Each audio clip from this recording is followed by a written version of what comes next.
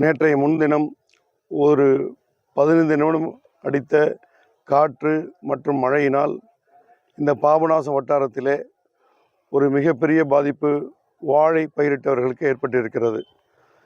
பருவநிலை மாற்றம் காரணமாக இயற்கை சீற்றங்கள் தொடர்வது மிகுந்த வருத்தத்தையும் துயரத்தையும் தரக்கூடிய நிகழ்வாக இருக்கக்கூடிய நேரத்திலே இந்த பாபநாசம் வட்டாரத்தில் கிட்டத்தட்ட 432 ஹெக்டேர் பரப்பளவிலே வாழை இங்கே பயிரிடப்பட்டிருக்கிறது.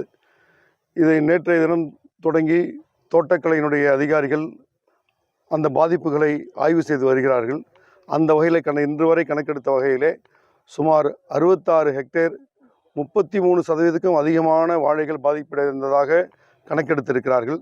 தொடர்ச்சியாக இந்த கணக்கெடுப்பு 4 தினங்களுக்கு நடைபெற இருக்கிறது.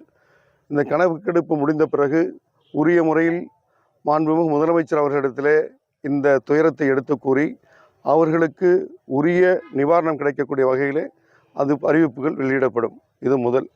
இரண்டாவதாக, பயிர் பாதுகாப்புக்காக ஒரு இன்சூரன்ஸ் காப்பீட்டு திட்டம் இருக்கிறது. இந்த பகுதியை பொறுத்தவரை நூற்றுக்கணக்கான விவசாயிகள் 432 ஹெக்டேரிலே இந்த வாழையை பயிரிட்டிருந்தாலும் ஒருவர் கூட காப்பீட்டு திட்டத்திலே தங்களை இணைத்துக் கொள்ளவில்லை என்ற செய்தி தெரிய வருகிறது. விவசாயிகளிடத்தில் கேட்கும்போது அதில் இருக்கக்கூடிய கஷ்டங்களையும் அதை கட்டக்க முடியாத சூழ்நிலை இருப்பதை சொல்லியிருக்கிறார்கள்.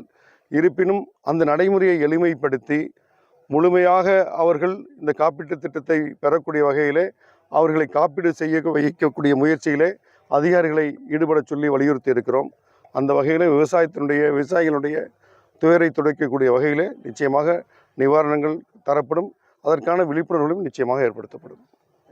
இப்போ விவசாயிகளை சந்திக்கும் போது அந்த தகவலை சொல்லியிருக்காங்க. அதாவது காப்பீட்டு திட்டம் ரொம்ப விதிமுறை கடுமையாக இருக்குது, அதனால தான் நாங்கள் அப்ளை பண்ணுங்கிற தகவலை சொல்லியிருக்காங்க. அந்த விதிமுறையை நம்ம படித்து தெரிந்து அதில் ஏதாவது மாற்றம் கொண்டு வர முடியுமா? நிச்சயமாக விவசாயிகள் நலனுக்கு நம்ம அதை செய்து முடிப்போம். புதியதாக அரசு பொறுப்பேற்று ஒரு வார காலம் ஆகியிருக்கிறது.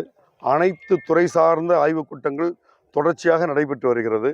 அது நமது பகுதியை பொறுத்தவரை, குறிப்பாக பாபநாசம் தொகுதியை பொறுத்தவரை ஏற்கனவே தேர்தல் பிரச்சாரத்தில் அறிவித்தது போலவே விவசாய நலன் சார்ந்து பல்வேறு நஞ்சை பயிர்களுக்கும் சரி புஞ்சை பயிர்களுக்கும் சரி பல்வேறு திட்டங்களை கொண்டு வர வேண்டும். நெல் உலர்த்துவதற்கான ஒரு கூடம் அமைக்க வேண்டும். இதுபோல் புஞ்சை பயிர்களை விற்பனை செய்வதற்கான விற்பனை கூடங்கள் கொண்டு வர வேண்டும்.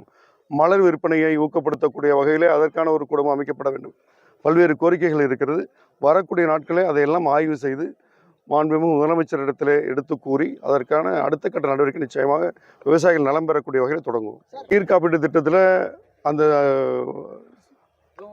கிரைட்டீரியாலாம் ஒன்று இருக்குது. அதாவது ஒரு வாழைக்கு சவுக்கு முட்டு கொடுக்கணும், அப்படி தான் இன்சூரன்ஸ் கவர் ஆகணும் ஒரு சரத்து இருக்கிறதா சொல்கிறாங்க.